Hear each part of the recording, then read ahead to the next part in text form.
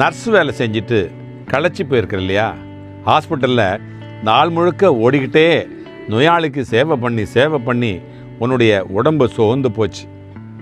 ஊர் பேர் தெரியாதவங்களையே உறவுன்னு நினச்சி உன்னுடைய அன்பையும் உன்னுடைய பாசத்தையும் நீ செஞ்ச அந்த சேவையும் பகிர்கிற முன்ன பார்த்து நான் பெருமைப்படுறேன். அந்த சேவையை பார்த்து நானே பெருமைப்படுறேன்.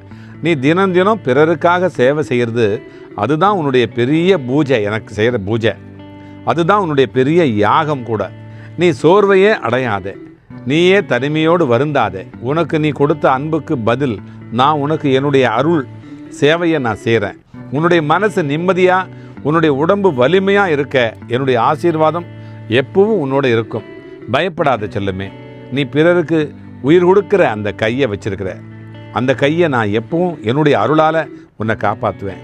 அல்லாஹ் மாலிக்.